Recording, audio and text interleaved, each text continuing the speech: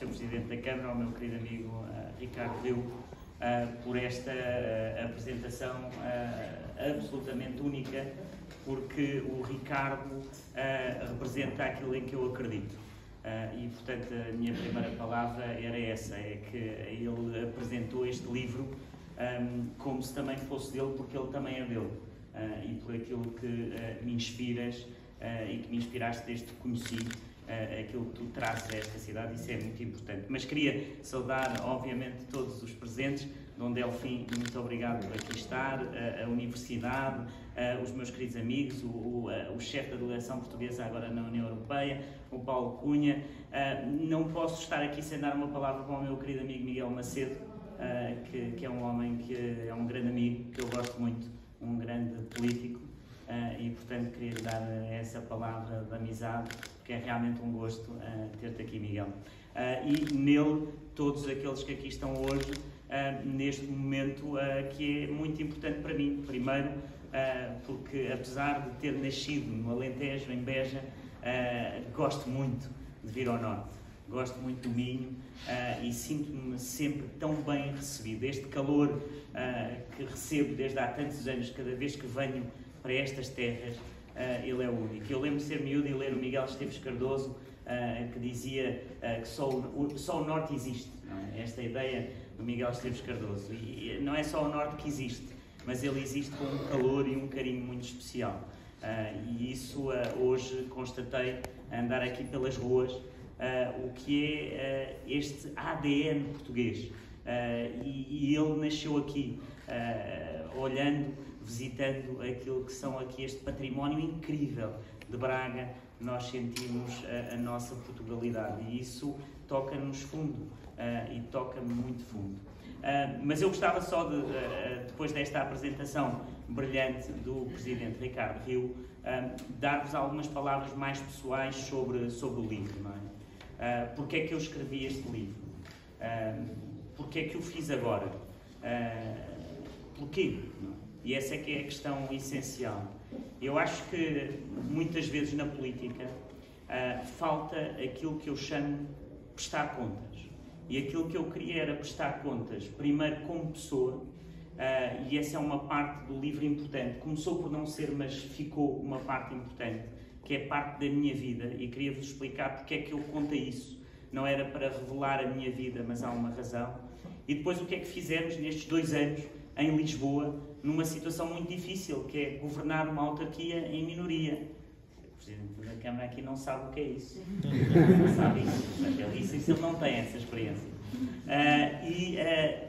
Falar também um bocadinho do que é que eu sou como político e porque é que sou político. Nunca tenho sido político metade da minha vida. Mas queria primeiro começar porque é que eu contei a minha vida. E porque é que eu contei partes da minha vida que são dolorosas e que podia ter escolhido não contá-las. Porque eu penso que há uma missão que eu tenho na vida e sobretudo no meu país, que é inspirar os mais novos. Porque eu, quando era miúdo, em Beja, pensava muitas vezes para mim, eu vou ficar sempre aqui, no mesmo sítio, porque os meus pais não têm dinheiro, porque a minha mãe é costureira, porque o meu pai tinha o 5º ano e foi um grande jornalista, porque lia, leu tudo. O meu pai leu tudo e foi um grande jornalista alentejano, mas nós éramos na antiga CE. Porque é que isso me trouxe tanta esperança? Porque é que essa esperança é importante? E então contar um bocadinho essas histórias, não para contar a história, porque isso é sempre ligado até do ponto de vista familiar e da minha própria família, mas eu falo em 2 ideias que são constantes na minha vida, que é o risco e a audácia.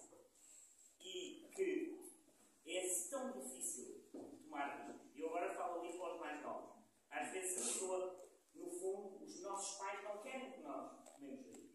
Os nossos pais não querem, porque eles têm medo do risco para os filhos. Eles querem o mais seguro para os filhos. E, portanto, sempre que eu tomei um risco, no fundo, os meus próprios amigos me desaconselhavam do risco e a minha família também me desaconselhava do risco. E, portanto, cada vez que o tomava, eu sentia sempre que estava fora de pé. Mas era esse risco que me levava para outro patamar, para outra vida, para conseguir e também para me sentir que era capaz. meu pai tinha sido jornalista alentejano, tinha tido muitos convites para vir para Lisboa trabalhar e nunca os aceitou porque tinha medo de tomar esse risco. E, portanto, o exemplo que eu quero dar é esse exemplo a cada ponto da minha vida, como é que sempre tomei risco, foi sempre melhor do que não tomar risco. Ou seja, é sempre melhor fazer do que não fazer. Isso é importantíssimo na vida. E todos nós lutamos interiormente. E as pessoas dizem, mas tu tomaste risco porque, no fundo, não tinhas medo. Não, tinha imenso medo de tomar risco. Tinha imenso medo de tomar risco. Então, o último que tomei, estava na Gulbenkian, eventualmente, potencialmente, para ser presidente da Gulbenkian e tomar o risco de me lançar numa campanha eleitoral, quando há 14 anos estava o Partido Socialista em Lisboa, quando a primeira sondagem que dá que o presidente que lá estava tinha 46% e eu 22%, claro que tinha medo. Claro que tinha medo. Mas tinha uma convicção. Era a convicção de que eu estava ali realmente para servir. E não para me servir. Estava ali realmente para estar com as pessoas. E, portanto, essa viagem entre o risco e a audácia, é a pessoa realmente estar sempre a pensar o que é que o meu coração me diz. E eu fiz muita coisa na vida. E cada vez que fazia determinadas profissões, estava aqui a falar, trabalhei na banca, eu chegava a casa e dizia, não é isto, eu não me sinto feliz. E essa procura também da felicidade, ela é muito importante, porque a felicidade está sempre lá muito escondida. Não é? Eu conheço muitos jovens que dizem, eu gostava de fazer política, mas tenho medo de depois chegar lá, bater com a porta e a porta está fechada. Eu disse, sim, eu também quando fui ao PSD estavam todas as portas fechadas. Até as janelas estavam fechadas. Não é? E, portanto, mas é isso mesmo, é isso mesmo. E se a janela estiver fechada, sobes para cima da janela, bates com o oleiro, as tentas entrar e partes o vidro e entras lá para dentro. E isso é a audácia. É esse não conseguir, não é não ter medo, é conseguir controlar o medo. É fingir que não se tem medo. E isso é que nos traz a felicidade. E, portanto, eu penso que a primeira parte do livro é um bocadinho essa história pessoal. E depois há outra parte, que é que na vida nada se faz sem trabalho. E há uma parte em que eu conto uma história muito engraçada que li há muito tempo, do Steve Jobs, quando ele fez o primeiro Macintosh. E ele era um homem com muita atenção ao detalhe.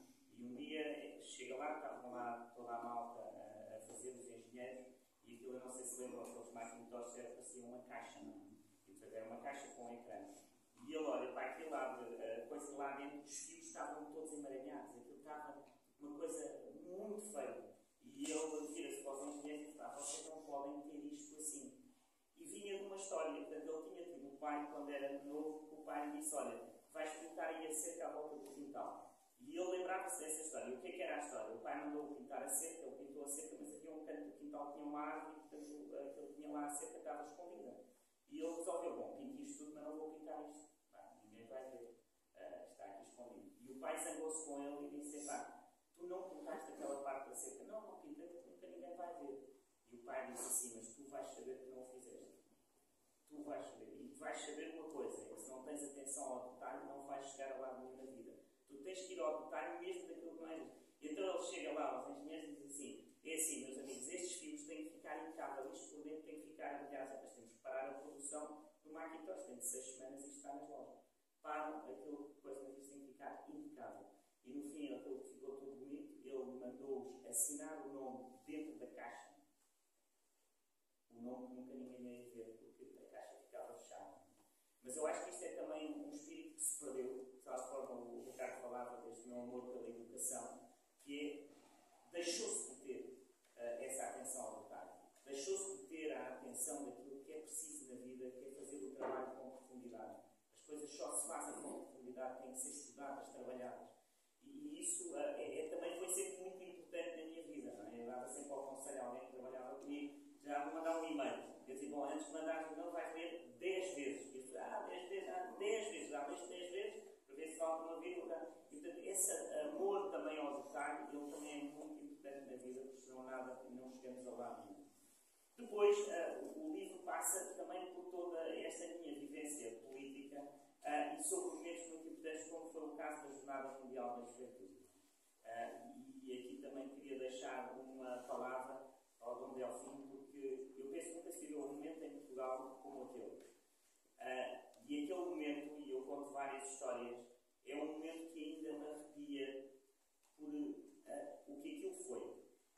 E eu conto várias histórias, uma delas era quando estávamos atrás do palco e vem a polícia em fila e as pessoas levantaram-se a bater palmas à polícia. E aquilo comoveu imenso, ainda hoje me comove, não é? No mundo em radicalização, as pessoas dizem mal disto, mal daquilo, ali estava toda a gente a aplaudir a polícia. No Parque Eduardo VII, quando os miúdos no fim vêm as pessoas da higiene urbana e os miúdos vão lá ajudar os homens do lixo e as mulheres do lixo. E começam a apanhar o lixo, mas sem ninguém despedir. E portanto aquilo que se viveu naqueles 6 dias, que ninguém acreditava que eles fossem 1,5 milhão de pessoas a serem recebidas